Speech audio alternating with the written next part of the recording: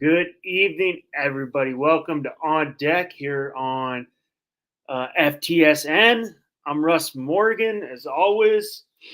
I hope everybody's doing great. Just had the All Star break, a little couple days off from baseball. Watched the home run derby a little bit, little All Star game. Always my favorite All Star game over NFL, NBA, where these players actually play hard and play to win. So it was nice. I was a little depressed after Sunday watching the Yankees. The Yankees took 2 out of 3 from the Orioles, and then they loaded it up, and the sure-handed Anthony Volpe kind of makes goes back on the ball instead of attacking it, makes an error. Then Verdugo, it was usually a sure-handed outfielder, a little slip up, jumps forward, can't get back, slips. Orioles beat them, but it was a good good get that series because the Yankees have been struggling, worst team in baseball right now. But the All Star game was good. Obviously for me, I was locked in on Paul Skeens and just to see his stuff. Guy, obviously his four seam fastball is insane, and it's got great movement. Guy's throwing a 94 mile per hour splitter. It's tough to hit. He was right there. He walked. He got 2 outs, walked Soto, and then got Judge on one pitch, which was unfortunate because I was waiting, dying for that matchup. I wanted to see Judge Skeens, and we got one pitch, and it was a dud. But the All Star game's always fun, and I think it's the best All Star game in all professional sports. But so I'm gonna touch on some first half storylines that we had a pretty good first half. I thought. Um, I'm gonna kick it off with my team. Aaron Judge, first half, 34 home runs, breaks the Yankees' first half record, which was impressive because he started off slow. We even called on this show when Rob Mosley was on with me. We were talking what's wrong with Judge. About a week later, after we said something, he started swinging, and he's swinging a hot bat, and he is a threat. Obviously, Soto's, he slowed down a little bit, but he's still swinging a solid bat too. I think the addition of Soto is really helping Judge out with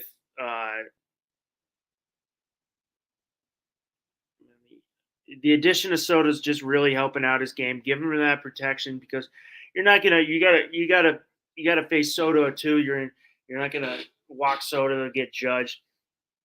It's just that little protection. I think he's really helping his game out, and it's showing. And will Judge break his own record, where a home run record of 62 he did during the 22 MVP season? I don't know. Also, it's that 62, is that it's a personal opinion, is that the MLB home run record because of what we had with Barry Bonds is in his 70 when he hit 73 with his track record of using steroids. So is Judge going to try to break his own record? How are we putting that in the record books? But it's really nice to see. Hopefully they can all put it together. Lucas Heal had a solid start, but was squandered. Rendon had a good start, but it was looked a little better. Cole's starting to look good. Heal's looking good. Don't know what's going on with the deadline. Hopefully they can pick up an arm. Hopefully get a third baseman because that's a big hole. With DJ LeMay, who has not been the same since his first injury, and even Gleyber Torres. So hopefully, I like the guy with Anaheim. I think Renafio, I think it is Luis. I like him. Maybe they can get that guy from the Marlins. They need that big. The other guy really I liked him yesterday. I mean Ohtani. Oh my God, this guy's a freak at the plate. He just the effortlessness when he swings the bat is beautiful, and he put that home run with Tanner Houck, just left it there middle, and he just put it 400, and it's just a pure beautiful left-handed swing. But he is having obviously his early front runner for NL MVP. I think if he doesn't even continue the way he is. He just keeps on. He can win. He doesn't have to have the big numbers he's having in the first half, where he's batting 316, got 29 home runs, 30 if you count last night, but 29 home runs and fourth best average in the MLB, second in home runs, 23 stolen bases, which is impressive, fourth in hits. So he's an early MVP vote, and the Tommy John does not look like it's slowing him down at all, which is a guy coming off an injury like that. It's not slowing him down, which is pretty impressive. I'm wondering, if he's having such a big year, which already he's having. We're seeing the massive impact he's making for the Dodgers, because the Dodgers are not playing as good as advertised when they made all those deals. I mean, they're still 56 and 41, but I mean, we're you could pencil the Dodgers in for World Series after the Otani, Yamamoto, Teoscar Hernandez, who won the home run derby, could have penciled them in for the West. Granted, I've spoke to some Dodgers fans. They're not really that worried about how they're playing because the NL West is a little weaker, but they are getting the injury bug is starting to hit, which happens in baseball. Injury bugs happen a little with the Yankees, but both, I think you'd rather have it now than going into October. The other name, one of the guys I'm really excited about is Elly De La Cruz, who, I mean, the guy's just a five-tool player. He's got it all. 96 across the diamond. Guy's got hella unbelievable speed, 46 stolen bases, 16 more than anybody in the MLB. Who's the next is 30, which is, I mean, this guy just flies around the, he's just flying, and it's not fair. This guy might be a human cheat code. But 46 stolen bases. The next guy, Bryce Terang with Milwaukee with 30. So no one's even close. I'm wondering how many is this guy going to get by the end of the season? For me, I hit up one of my good buddies who I do another podcast on the station with, and he's a Dodgers guy, and I'm like, the future of baseball is very bright. It is very bright. The one thing about the All-Star game is I love seeing all these young players that are getting in there, and they're helping their team compete and win. So the future of baseball is bright, and I love seeing it. And Elly De La Cruz is definitely one of those guys who's going to be the face of baseball for the next 10 years, which is very exciting. Another guy we saw last night led off for the AL team, Stephen Kwan. This guy, even though he's a little on the older side, he came from college baseball, came from Oregon State on that World Series team. Unfortunately, got hurt in Game 1, but I mean, this guy's a menace in the box. He works the counts. For me, it doesn't even seem like two strikes bother him. He just chokes up. He gets it done. Guy's got the best average in the MLB. He's got a 420 on base percentage, 920 OPS. I mean, this is one of the reasons the Guardians are doing so well at what are they, 58 and 37. So it's just one of those guys who's really helping out the Guardians. Another guy just came up, but he's just he's a menace at the plate. The guy just finds a way to get it done. On the bag, defensively he's solid, and it's just the Indians are one of my real surprise teams. You're not doing it with flashy. For me, they're not. I mean, I think most baseball fans are not doing it with flashy players, no big stars besides Jose Ramirez. But they're 58 and 37, 4.5 games up in the AL Central, with the best record right now in the AL. So that's pretty impressive for a team that just doesn't have a huge marketable name. I mean, and we'll see if they keep rolling, what kind of deals they make. because we do have the trade deadline coming up here very shortly. Uh, so we'll see. Going back to the Dodgers, this was always, and I know baseball fans were always, how are the Dodgers so active on the deadline market, getting like, they got Scherzer, they got Machado years past. That I mean, and it just never seems to stop with the Dodgers. The Dodgers farm system and their scouting department is so loaded that they're just recycling these guys. It's insane. So they can afford to get rid of some of these guys. They got another two really good catching prospects. I want to say one of them is Dalton Rushing, who's a guy who probably won't even, have a shot to make the be on the big league, get time in the big league, because Will Smith is another guy who's so young.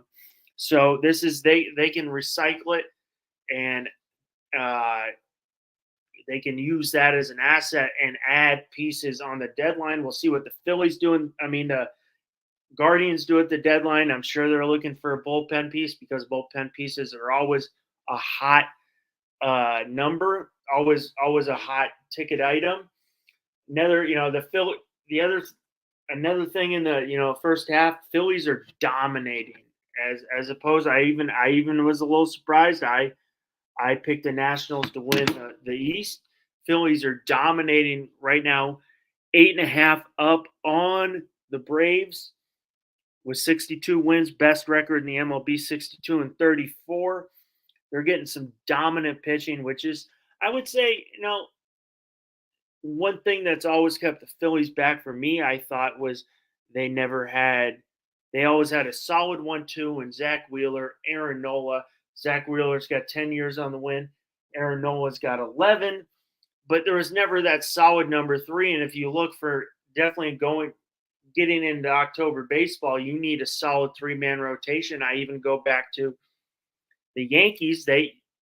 When they won in 2009, hopefully that ends, because New York fans, we really don't like. That's a huge drought for us of not winning World Series. But they had a solid 3-man rotation: CC, AJ Burnett, Andy Pettit. So I mean, you need 3 solid pitchers, and Ranger Suarez is looking like that guy. They're also getting Bryce Harper has been. I put 3-0. It's been 3-0. Harper's been 3-0-3-0-1. I apologize. It's been Harper batting 301, 21 home runs. And Harper's this is the guy who's, they made the change last year to put him at first with the arm injury, just to get him in the lineup. And now it looks like he's a seasoned vet at first base. Even if you saw the All-Star game, that play he made in the All-Star game yesterday at first, I mean, this guy looks comfortable. And even, hearing all the Phillies players talking about Harper this spring, trying to make a permanent change to first base, he was, they were saying he was looking like a guy who was fighting for a roster spot. So the Phillies, I could see them winning the NL, just because how definitely they're going to make some moves at the deadline, and how solid their offense is. But you got 3 stud pitchers right now. We'll see if Ranger Suarez keeps it going. But the 1-2, that's some of the best 1-2 in baseball. The one surprise is offensively this year is significantly down. It's dropped a little bit. It's definitely a little more pitching. Pitching is dominated this year. Another exciting one is the Royals are looking relevant again. Only half a game out of the wild card. Half a game. They're two back of Boston. Oh, Boston's another team who's has turned it on. That not high hopes this year, but it's another team turned it on and getting some unbelievable performances from some guys I'll speak about later. But the Royals are looking relevant again after they lost 106 games last year. So they're right there. They're getting some big guys. Salvador Perez, who's Mr. Father Time, a guy I love behind the plate who just has a smile on his face every time he's out there.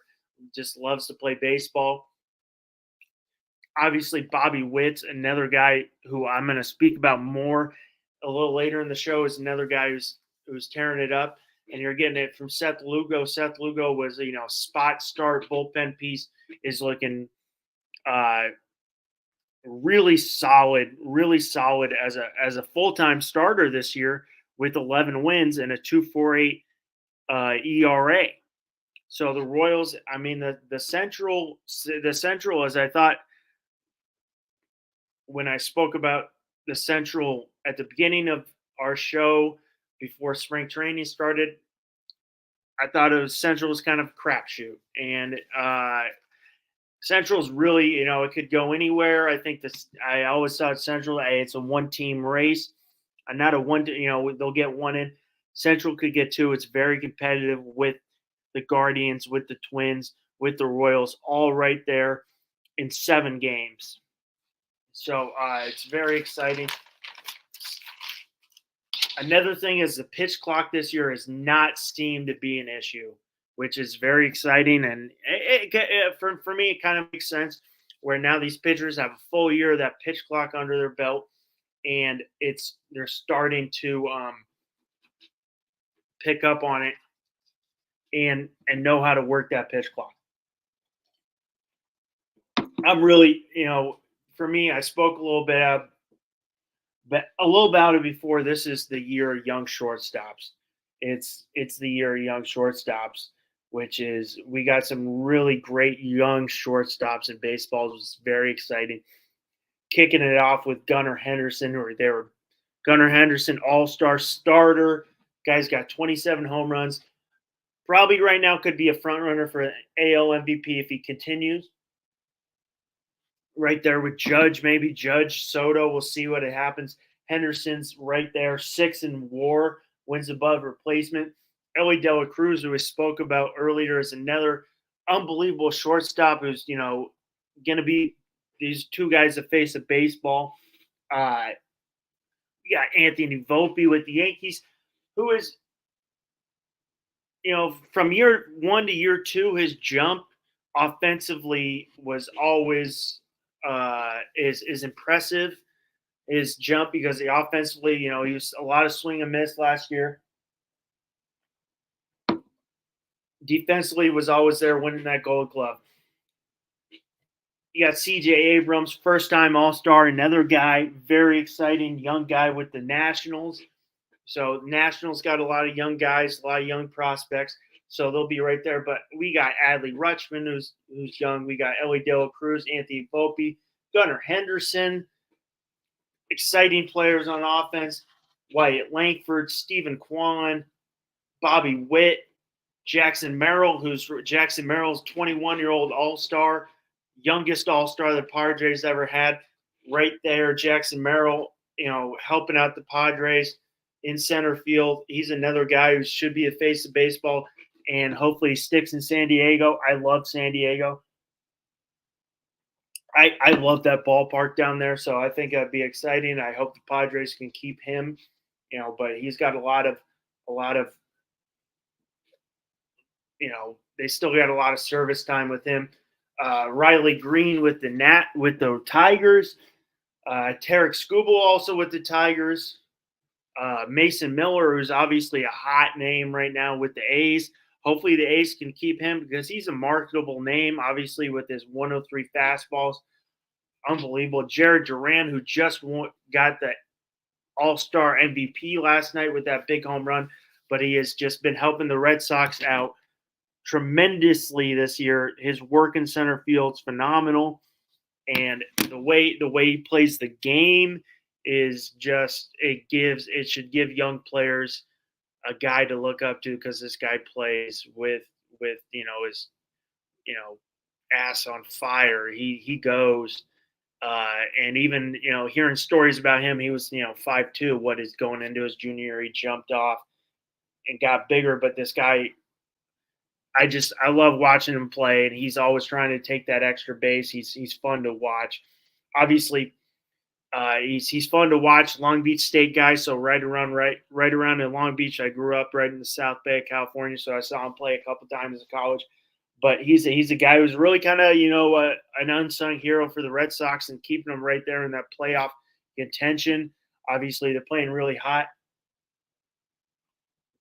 right now, but Duran is a guy that I'm circling, the guy I'm watching. I want to watch. I'm watching highlights of Duran. I love watching his game, and young players should be watching him, watching some of these young guys, how they play the game. They play it hard.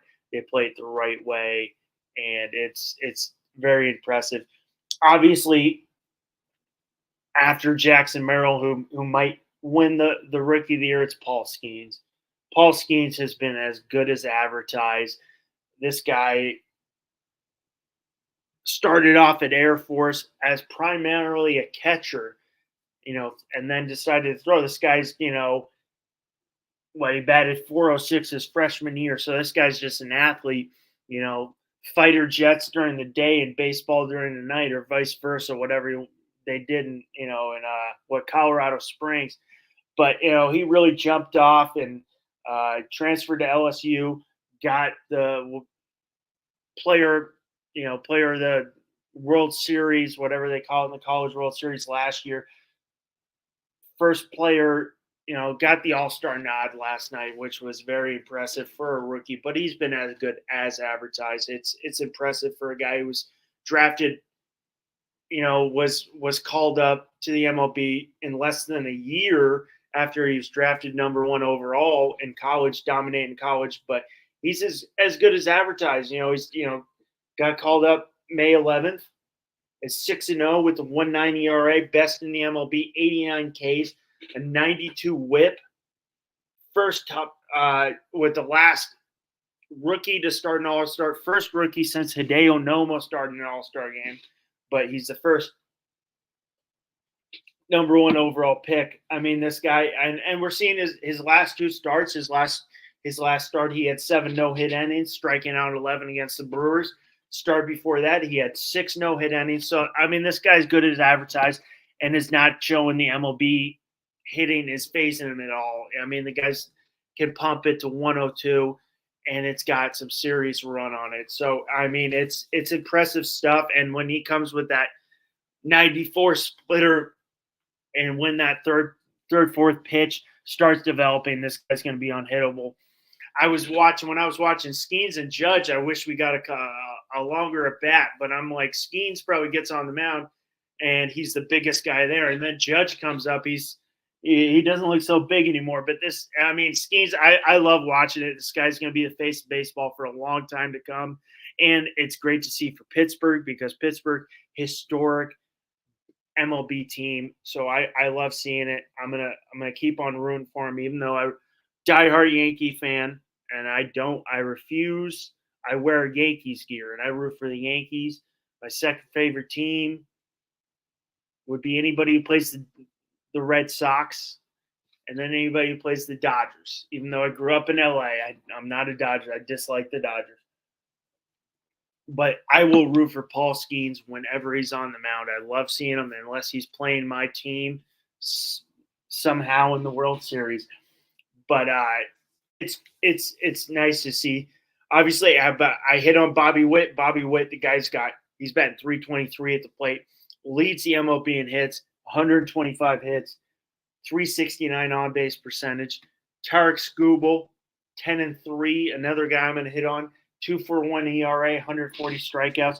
We had the MLB draft that just happened. I mean, me scouting, I love the MLB draft. I loved it. I watched it. I tuned in. We had it just happen on Sunday. So it's just recently. They have like 20 rounds now. It's gone down, which is probably a good thing. So more players who aren't as polished, high school guys, junior college guys, need a little more polishing, go to college. And I don't feel that's a bad thing anymore with the NIL money. But we had the MLB draft, and I thought it was good. Obviously, Travis Bazzano went number one overall, which reading a little bit about Bazzano and the reports, he wants to be up and helping. He wants to be up in September, helping the Indians in a playoff run, playoff push.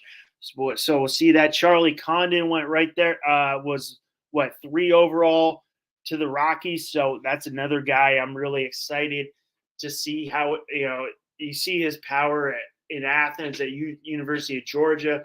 How's that power going to play out in a couple of years in Colorado, where that ball jumps in that altitude? So that's another one. Yeah. Chase Burns was the guy who went to the Indians. I think the Indians are starting to look, not the Reds, excuse me. The Reds are starting to load up on some pitching. Obviously, they got I can't remember his name from Air Force. Not from Air Force, from Wake Forest last year. I'm gonna kill myself on this because I can't remember his name. But he's right there, and that's a guy right there. Chase Burns is another guy. Maybe move through the system pretty quick. I was really surprised Nick Kurtz went as high as he did, but the A's got him at 4, which I was a little more, I had him at a 10, 11. I was always, 10, 11 was a little unsure for me, but he went 4 to the A's. That's we'll see how he goes. Had a lot of big power numbers at Wake Forest, which will play, see how quick he moves in through the system. That could play big because they're in Sacramento the next couple of years, and that's a minor league field. Hagen Smith went to the White Sox. White Sox is a disaster. They could probably help out a contender this year with the amount of players they could ship out. Garrett Crochet, very high on the deadline. Luis Roberts, when healthy, unbelievable center fielder. Guy I really like, Jack Caglione, went to the Royals. We'll see how quick he moves. Caglione moves through the system because they did announce him as a two-way player. So we'll see what the Royals do. I think if he focuses on offense, he could move through the system very quick. Whether Holt was there at 7, solid pick for really like that pick, and I think the Cardinals were really happy he fell. Christian Moore, who is a guy I could see going anywhere from that range. I had him a little outside my top 10, but he went 8 to the Angels. Connor Griffin went 9. That's a high, first high school guy selected. And when you're selecting high school guys, you're selecting pure on upside potential. So, the drafting the high school guys could be a crapshoot. Maybe it doesn't work out, but you're drafting on what your scouts saw, and they view him as one way, and they view him one way. They think he's going to pan out, but it's a crapshoot. Maybe he doesn't. His high school guys don't pan out all the time. I was surprised Seaver King went 10. Bryce Rainier was a guy, my guys really liked. I was unhappy. Braden Montgomery slipped to the Red Sox at 12. Not happy about that at all. But my former co-host Rob Mosley should be pretty happy. That was a killer pick for them. But I mean, I'm looking at the top. I could see Bazzana. I know he wants to be up early. He would love to be up there in a playoff push. Could see him up there next year. Condon, maybe it's a little later for him, because you don't really know what his position is going to be. Chase Burns is another guy you could see right there getting moving through the system quick, because he was ACC pitcher of the year and was dominating in Tennessee. But for me, being a guy, I love the college game. I've always dreamed of going to Omaha and watching the College World Series, and now I'm in SEC, almost ACC SEC country. I really want to get out to more games in person because it's unbelievable. But we're seeing a lot of these college guys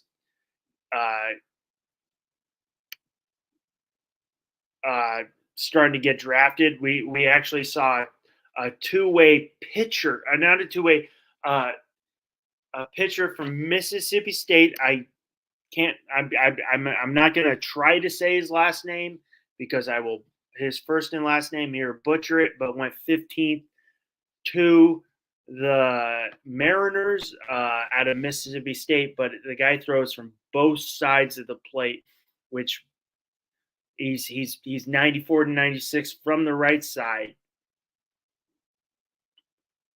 But it's pretty impressive to watch see him just flip. Well, I'll give a little Marlins love. I was a little surprised about the Marlins pick, but because people are talking that the Marlins pick PJ Molinado at a Somerville High School in South Carolina, they were a little lower on him.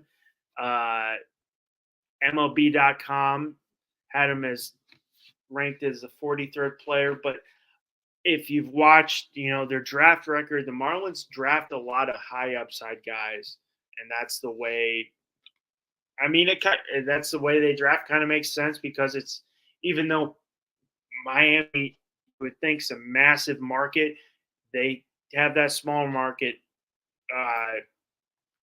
mentality. You would think Miami would. I mean, you got the Dolphins, you got the Heat. It's a big market, but the Marlins definitely, they have a little small market, so they definitely go a little high school. But that's the way they seem to draft. But I mean, I'm really excited. This first half has been solid. Obviously, my team's only one back. My Yankees are only one back, so that gets me jacked. But overall, it's been a great year. The Dodgers, even though not as advertised, not as dominant as one would hope, still looking solid. But the young players in baseball, these young guys in baseball who are going to take this game to the next level and hopefully continue growing baseball, getting more young fans out is great. And I think it was a full-on show last night where we had 10 guys under 3, and we had a 23, and we had a couple who were in the starting lineup from Rutschman and Henderson. So I love seeing that, and these guys are going to take it in the future, and hopefully some of these guys can continue to keep getting baseball growing because baseball at one point was dying. So I love seeing that, but it's been a solid first half. We're seeing some very good performances from the Orioles, Phillies, Yankees, those are teams who are supposed to be good, but you're getting the Guardians who are right there, who are just, 4.5 up, one of the better records in the MLB. You got the Brewers who I wrote off after that Burns deal, and they're 4.5 up on St. Louis. So, I mean, I'm excited. I think it was a solid first half. I'm waiting for was it Friday? So the second half starts. I think it's baseball's back. Baseball never left, especially never left for me. But I think baseball's full swing. We're seeing studs. We're seeing a lot of young players. Juan Soto, technically a young player, but he's been in baseball since 19, so not really young anymore.